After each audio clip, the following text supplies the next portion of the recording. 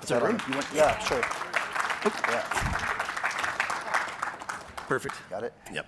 All right, thanks everybody. So we are here to give you a little insight into how we are transforming the practice of learning from incidents in our organization. So first, I'm David Leigh, and I work in the IBM. That didn't change. Why didn't that change? Hang on. Shoot. Sorry.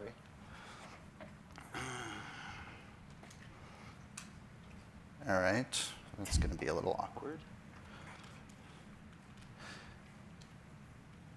Well, we can make that work.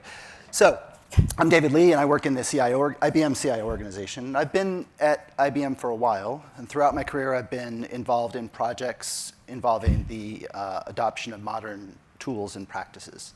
Back in 2014, I was involved in driving internal adoption of DevOps practices. And it was in that context that I stumbled across the work that John Alspaugh was doing in bringing the field of resilience engineering to IT and vice versa. I spent the next several years deploying tools like Slack Enterprise and GitHub Enterprise across all of IBM. And with hundreds of thousands of Slack users and tens of thousands of GitHub users, we regularly pushed these tools beyond their limits, and we had many opportunities to learn from incidents. Since 2015, I've had the opportunity and the honor of representing IBM in the Snafu Catchers Consortium, and all this led to the role that I have now, which is focused on engineering resilience for our 12,000-person CIO organization. So in my spare time, I love to cook and make bread. This is a picture of my wood-fired bread oven that I use to make bread and pizza and many other things. Hey there, I'm Randy Horwitz, and I too work in the 12,000-person CIO organization with David. If I look at my career, I've always been drawn to the sort of intersection of people and technology. I was never one of those just leave me alone and let me code kind of guys. I've been a UI developer, something I'm really proud of as a blind guy, helped mentor teams on accessibility best practices, and also managed UI developers. I took a stretch opportunity as a support manager in 2016, and I haven't been able to get learning from SRE kind of things out of my blood since then. So when I was looking for a new opportunity in early 2022, I found out about the LFI program David Leigh had initiated, and I immediately was like, hey, when can I start? When can I start? He was pretty patient, and that's cool. One of my hobbies is being an amateur radio operator, so you can see a picture of my fairly simple setup here, with which I've made contacts, I think, in most of the states and several countries in Europe. So that's my esoteric hobby. So we like to think about learning from incidents as an amplification system. So it's well known that during incidents, people gain valuable experience. Raise your hand if you've ever shadowed a colleague during an incident, maybe dropped what you were doing to observe a colleague that was responding to an incident, not because you thought you could help, but just because you thought you could learn something new. Yeah, a few of you raised your hand. Incidents are uniquely valuable situations for learning. And incidents are surprises which challenge our mental models of how our systems work. And we're, of course, referring to socio-technical systems here. These surprises often shed a light on important but subtle aspects of how our systems are designed, what they're expected to do, what parts of the systems are important, and what parts of the systems are really important. And it's not a stretch to say that these experiences and the knowledge that comes from them is really the basis for the expertise that's keeping our systems running all the time. It's this expertise that is preventing all the incidents that are not happening. So the primary goal of learning from incidents is to share these experiences with the largest possible audience so that we can amplify this hard-earned knowledge by orders of magnitude. So we often use this slide to contrast the RCA practice from the LFI approach to post-incident learning, but that's not what this talk is about. This talk is about the journey we're on, and we'll spend the rest of this talk explaining how we're moving the organization how we're helping the organization make this transition. So cooking is one of my favorite hobbies, so of course I couldn't resist the metaphor here. And when I take a step back and I think about what's made this transition work as well as it has for us over the past year, I think it boils down to these 4 ingredients. So these are really the key takeaways of this talk. And if you're trying to make this shift in your organization and you ignore everything else we have to say, I want you to remember these 4 things. So the first is about leadership appetite for a new approach. You don't need leaders to understand resilience. You don't even need leaders to stop saying root cause. You just need them to be open to trying something new. The second is about readiness to seize an opportunity. Leaders' appetite for a new approach can be fleeting, so it's important to be ready to do the groundwork necessary at a smaller scale so that you're ready to go big once you get the opportunity. And the third is creating a showcase. We're going to talk about our Learning from Incidents monthly meeting series, which has been a valuable way for us to build momentum. And we've leveraged this momentum to build a program to help all teams in our organization start learning from their own surprises. So Randy? Okay. Before we go further, we wanted to talk to you about sort of IBM and the IBM CIO. So we want to give you an idea of the breadth and depth of the organizations. Excuse me, I'm doing a little creative braille reading here. Fortunately, I'm good at that sort of thing. IBM as a whole has over 300,000 people in 170 countries. The 12,000 person CIO organization, which is responsible for keeping this large, complex global enterprise up and running. If we move ahead to the next slide, we can see that this is a thumbnail of the IBM CIO portfolio. As you can see, we manage the systems that enable IBM to buy and sell things, provide compensation and benefits, manage our networks and real estate, and there's all kinds of other things.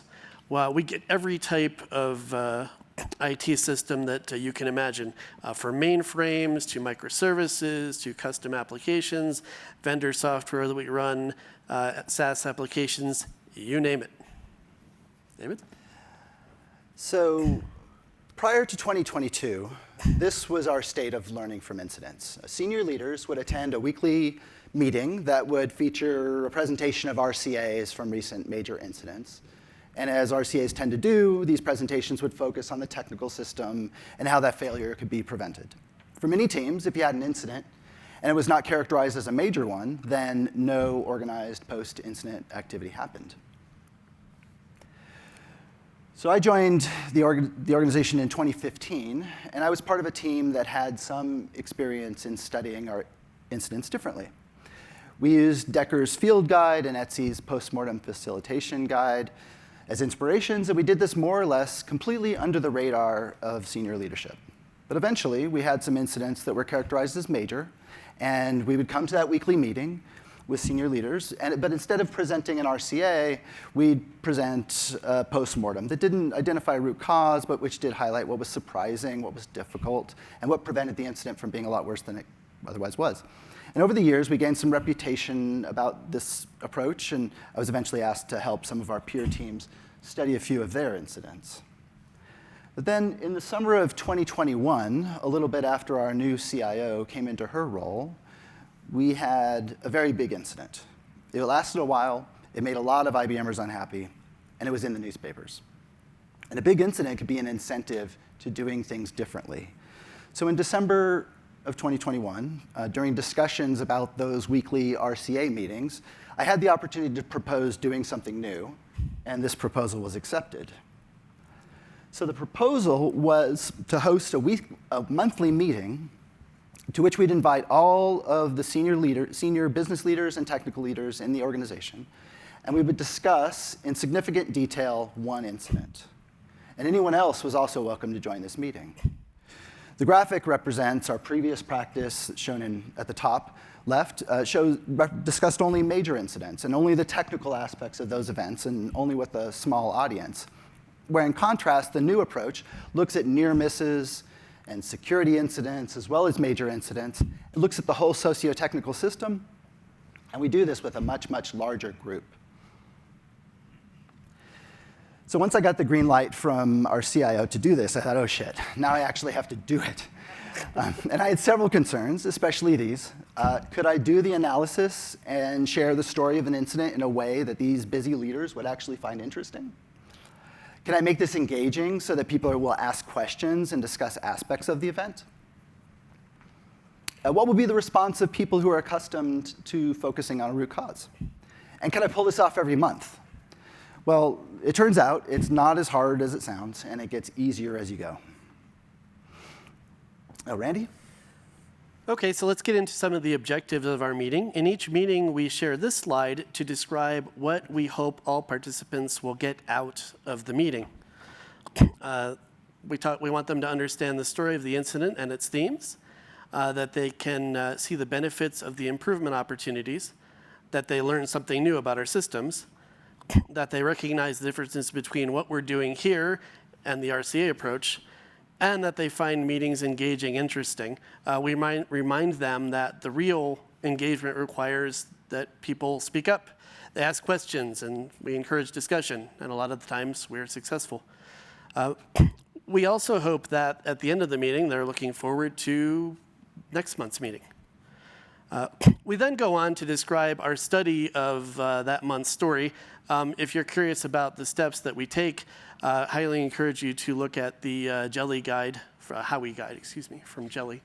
That's what we base our steps on. So the monthly meeting outcomes. We've seen some great outcomes from this monthly meeting series, which has now been going on for a little over a year. We regularly get between 85 and 100 people attending. Over 290 people have attended at least one meeting, and many others are viewing the recordings and the reports. The ad hoc feedback that we've received after these meetings has been amazing. An important outcome that we did not initially appreciate is that we've created a place for incidents to be discussed with a very diverse group. Some attending are not very technical, and some are. People range from just hired a week ago to senior vice presidents. And there is a diversity in terms of how close people are to the systems or incidents that we are covering. Some were deeply involved in the incident, like incident responders or end users, and some are just hearing about the systems for the first time. Leaders at various levels of the organization are regularly reaching out and asking that we study their surprises to be included in our monthly meeting series. And the outcome that we're most excited about is that more teams are beginning to host their own learning from incidents, meetings to discuss their own incidents. So now let's get into our program a bit on the next slide. So now that we have talked about our monthly series, we can talk about the program. Our past experiences with transformative programs have showed that there's an importance of being design-led, which starts with understanding our users. So we created these 4 personas that represent users that we're currently focused on. So first we have Carlos. Carlos is the ITEL problem manager who is now in the process of becoming an LFI coach. Then we'll move on to Charisse. Charisse is a manager who is really protective of her team and who may be worried about this new approach and the impact that it could have on our team. Then there's Parth. He's the guy who is being asked to facilitate an incident for the first time. And then we have Gina, who is a person who is genuinely curious about what she can learn from other teams' incidents. So that's what she really gets out of the meeting. In the next slide, we can talk about scaling. We wanted to share the things that have been key in scaling our LFI program. The first part is enablement. We created a set of enablement materials organized around the personas I just talked about, including our own field guide, which is largely based on the Jelly Howie guide. We also published a variety of content to help to understand the approach, as well as creating an LFI library where people can find and read others' write-ups. Design has been very important. In addition to developing our personas, we are doing ongoing user research to understand whether our enablement materials are working and what the gaps are and challenges that teams are facing when trying to adopt the LFI approach on their own. Feedback is always important. As teams began to conduct their own investigations, we had to adapt. People liked our field guide, but they just wanted to be able to just get started without reading the whole manual. So we gave them an infographic. One guy said, hey, I like the manual for my TV, but I just like to get it out of the box and set it up. So where are those instructions? So we gave those to him and others. Teams conducted interviews, wanted to have a guide for interviewing, just the guide for that. So we gave that to them. They also wanted an easy place to ask questions. So we created twice weekly office hours. Finally, people said, we love what you guys are doing for the monthly meetings, but that seems like it takes a lot of time. We don't have the time to do all of that. So we updated our materials to show the key steps based on the size of your incident. For example, if everything is consolidated to one team, you might not have to interview everybody. We also updated our templates with guidance for the kinds of detail that we wanted to see from teams so they could have that material right in front of them as they were creating their materials, their write-ups and reports. Culture is a big one. It's hard to overstate the impact that senior leadership participation in these monthly meetings has had on our culture. Some people come to these meetings just because leadership is there, and it's an opportunity to observe how these leaders react to hearing about what makes incidents difficult. Thanks to the ongoing participation and buy-in from these leaders, we've seen that this has become a cultural norm in our organization. So that's definitely exciting. LFI has become mandatory. For much of last year, the weekly RCA reviews ran in parallel with our LFI monthly meeting series. But in October, we were asked to replace those discussions with something based on the LFI approach, where teams were previously asked to, quote, do an RCA. When they had a major incident, leaders were now expecting them to do an LFI instead. Very true, a true story. We use the weekly meetings to share highlights from incidents and to discuss systemic issues that come up in these incidents. Our goal is that teams are regularly studying their surprises, not just the major incidents, but it is arguably useful to have leadership on board in this way. Wrapping up, so here's our recipe, right? We talked about ingredients and that sort of thing. So now you get a recipe. Keep an eye out for signs that leaders are ready to do something different. A big incident, as David mentioned, could be a big jumping off point. Be prepared to act quickly. This means sharpening your skills at incident investigation and building the community at the grassroots level, as we talked about. When given the opportunity, consider going big by creating a highly visible showcase for LFI and with leadership participation. And finally, building a program, easy for me to say program, I guess, around this showcase to help make LFI a regular practice that teams do when there are surprises. Finally, I'd be remiss, we have a hallway session tomorrow. Join us in Red Rover at 11:35. We have a challenge that we could really use your help with. You can see the elements here. Your organization has adapted to LFI. You've now got some great write-ups. And so then you create a library to hold these write-ups. But now, how do we help people to use this library and get the most out of it? And there's some examples here of the kind of questions we'll be dealing with in a facilitated discussion. Thanks for being with us today.